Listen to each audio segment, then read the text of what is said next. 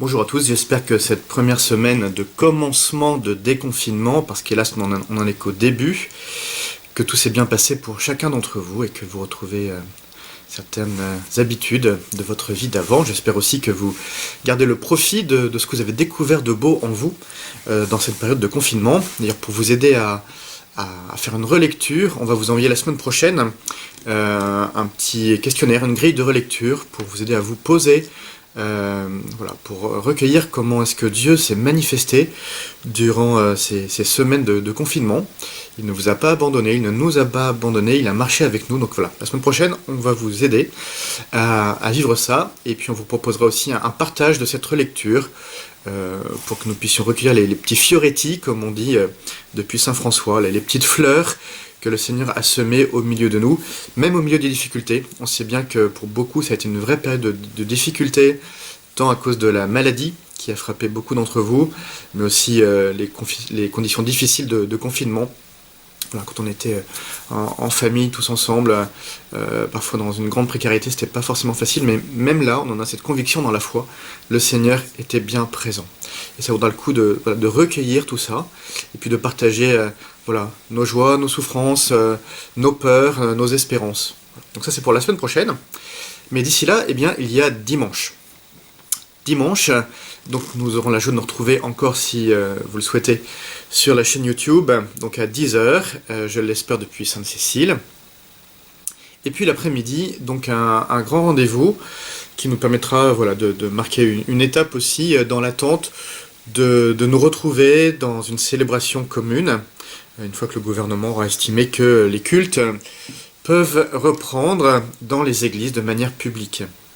Et donc, on va vous proposer un moment dans chacun de nos grands clochers, donc à Saint-Léger, à Saint-Étienne et à Sainte-Croix. Sainte-Cécile est trop petit pour qu'on puisse avoir les mesures de distanciation sociale, et puis tout le brassage d'air qui est nécessaire. Voilà, donc dans nos trois grands clochers, on va vous proposer donc un temps d'adoration en présence du Seigneur en son Eucharistie. Certains pensent que l'adoration c'est de l'idolâtrie. Ben non, c'est pas de l'idolâtrie. On vous mettra d'ailleurs sur le site et sur le blog un petit livret qui vous explique le sens de la démarche, comment c'est beau de se mettre en présence du Seigneur, pour le contempler dans son Eucharistie afin de prolonger la grâce des Eucharisties que nous avons reçues avant, puisque notre vie eucharistique, elle n'est pas en panne, hein, la grâce continue d'agir en nous, et puis afin de préparer aussi nos cœurs pour les prochaines Eucharisties que nous aurons la joie, j'espère, de reprendre bientôt. Donc voilà, donc un temps d'adoration. Et puis pendant ce temps d'adoration, ce temps où vous pourrez vous rendre dans l'église, si vous ne voulez pas adorer, vous pourrez vous mettre dans un petit coin pour prier avec votre Bible, et ça sera très très bien aussi. Et donc pendant ce temps-là, avec mes frères prêtres, on se tiendra à votre disposition pour vous proposer le sacrement de réconciliation. Et pour ça aussi, vous aurez sur les sites et blogs un petit feuillet qui vous permettra de vous préparer à recevoir ce sacrement. Donc un petit examen de conscience qui vous permettra de vivre dans la plénitude de la joie ce beau sacrement, parce que c'est vraiment un sacrement de la joie. Et Dieu, là encore, se rend vraiment présent. Donc pour ça, des modalités très pratiques, il suffit d'aller sur le blog pour vous inscrire. Mais il faut s'inscrire parce que les règles du déconfinement sont telles que vous ne pouvez pas être plus de 10 personnes à la fois dans l'église. Donc Michel a gentiment fait des tableaux pour chacun des lieux de culte. Ça vous permettra de vous inscrire donc par des tranches de demi-heure. Voilà, donc ça nous fait 8 demi-heures par lieu de culte. Donc vous pouvez vous inscrire donc pour adorer, prier et puis vous confesser si vous voulez. Donc vous remplissez avec votre prénom et votre nom, ou l'initiale de votre nom en tout cas. Il y aura quelqu'un à l'entrée de l'église qui filtrera, s'assurer que vous êtes bien inscrit pour cela.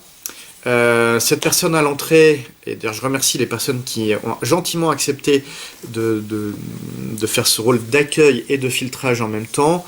Donc toutes ces personnes-là vont, après chaque créneau, nettoyer les lieux où vous serez installés pour s'assurer au maximum, en tout cas, que vous n'en reviendrez pas à l'église en risquant d'attraper le Covid.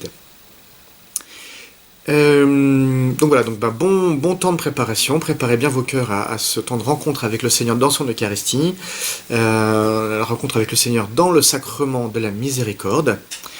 Voilà, donc n'hésitez pas à vous inscrire. Ne pourront entrer dans l'église que les personnes inscrites. Bon, ça, on sera ferme là-dessus, c'est la sécurité avant tout. Voilà, mais si tout le monde s'inscrit bien, vous avez vu, hein, il y a plein de créneaux horaires, donc vous pouvez vraiment venir.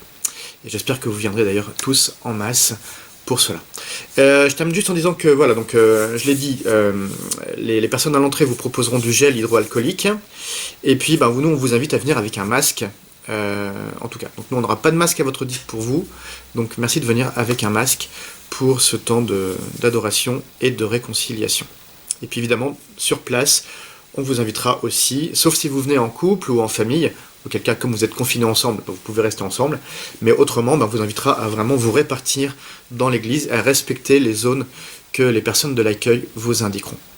Voilà, un grand merci de respecter ces règles de sécurité sanitaire.